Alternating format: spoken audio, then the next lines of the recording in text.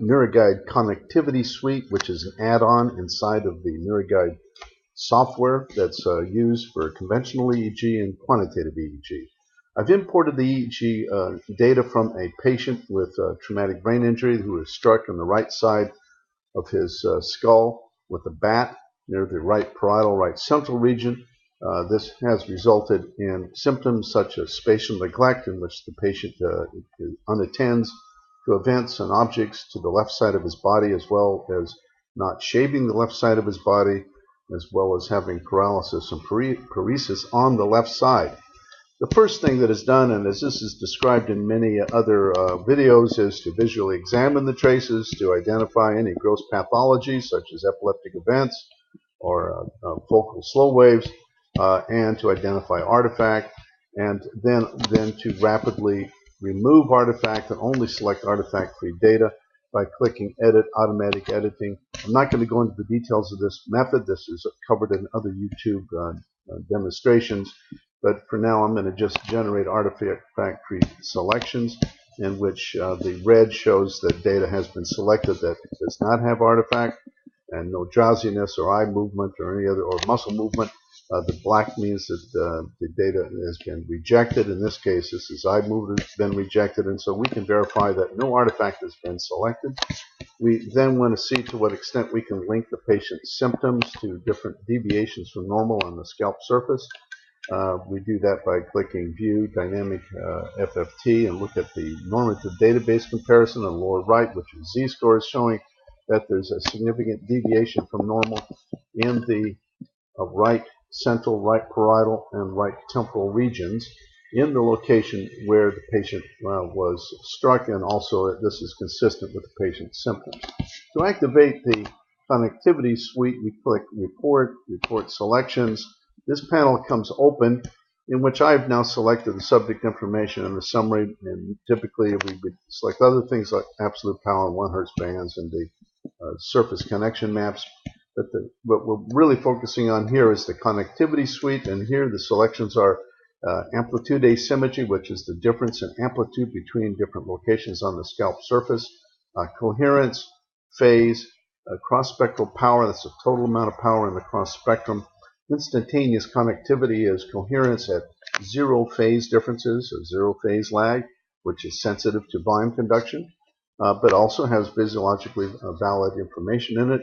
And then the lag connectivity is coherence that's measured only when there's a phase difference.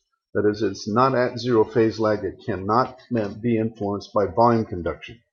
There's also an option for co-modulation, which is the correlation of amplitudes over time, and also a suite related to phase reset, which is a phase shift followed by a phase lock. One can select the number of phase resets per second, phase shift amplitude, phase shift duration, phase lock duration, rate of phase shift. We're only going to be looking at phase shift duration and phase lock duration for this demonstration, because that's the most relevant aspect of this connectivity suite. We also could look at burst metrics, burst duration, burst amplitudes, etc., but that's for a different demonstration. Then we click OK and go to Report, and then we click Generate Report, and this will open up the report that I've already generated to save time. This is to report the analysis output window that we can click File and save the bitmap graphics files or the tab delimited text in this output. We can then page down. This is a summary showing right parietal central region that is significantly deviant from normal. These are a scale for z-scores, so this is over 3 standard deviations. On the right side, more so than the left. We also can look at the brief coherence scalp views. The blue means there's disconnection or hypoconnectivity, hypocoherence from the right region of the brain that is in the same region that the patient was struck and also is consistent with the patient's symptoms. That means disconnection of the parietal and central region on the right side. There's hypercoherence on the left, which often is indicative of compensatory dynamics. Then we go down and look at the instantaneous connectivity. This is coherence at 0 phase lag for the connectivity suite.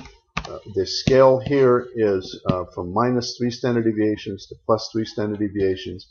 And one can see, for example, that The right temporal lobe has high coherence values with respect to the right frontal and right parietal, right occipital, and then you can see that the right central is significantly correlated with the right temporal. Then you can also see the left temporal is hypercoherent at 0 phase lag with respect to the left temporal, or the left T5 posterior temporal is highly correlated with the anterior temporal. We can page down, we'll see that there's not much significant deviation in the theta band, even though the 5 Hertz is the region that's most deviant from normal. But nevertheless, you can see that T4 is hypercoherence with respect to C4 and with respect to P4, or C4 with respect to T4. Here's P4 with respect to C4. So you can see C4 is deviant from normal with respect to P4. If you look at P4, you'll see it's deviant from normal to C4. Then if we page down, we'll see that it's pretty much normal, although there's some hypocoherence, that is reduced conductivity, which again cannot be explained by volume conduction. And then we'll move over to the lagged conductivity, which is now the conductivity suite showing the coherence that is after a phase delay, that is not with phase equal to 0 phase difference, and it's a network metric. And one can see that there's hypercoherence in T4 with respect to CZ. Here's CZ, T4 is hypercoherent. CZ is also hypercoherent with FP1. And you can see exactly which ones are deviant from normal, which relationships are deviant from normal in this full scalp map, which shows each electrode location with respect to all other electrode locations. For example, T6 is hypercoherent in the network dynamics with respect to FP1, and you can see that over here. F3 with respect to FP1, etc. And now we'll go down to the theta band, and here we see there's disconnection between FP2 and FZ. FP2, FZ, or FZ, FP2. And that's the network discontinuity, and then in the alpha band, or this is beta band, there's further evidence of disconnection between CZ and C3, and FP2 and T3, for example. And we're not going to spend a lot of time looking at all the various discontinuities, but I just wanted to illustrate how one can examine these. Here's phase shift duration. That is, the phase shift is a process of recruiting neurons, and basically there's very short phase shift duration. That's -3 standard deviations or more. In this case, F8 with respect to P3 and T5 and O1, and also F3. And you can see that over here as well. So there's a lack of recruitment of neurons, particularly in these regions. Now in the theta band, you see the same type of reduced resource allocation by phase shift duration. For example, FP1 with respect to T5 and O1. So the left hemisphere, which is involved in the compensatory dynamics, is not as efficient in its operation as it would be in the normal range if there had not been any damage.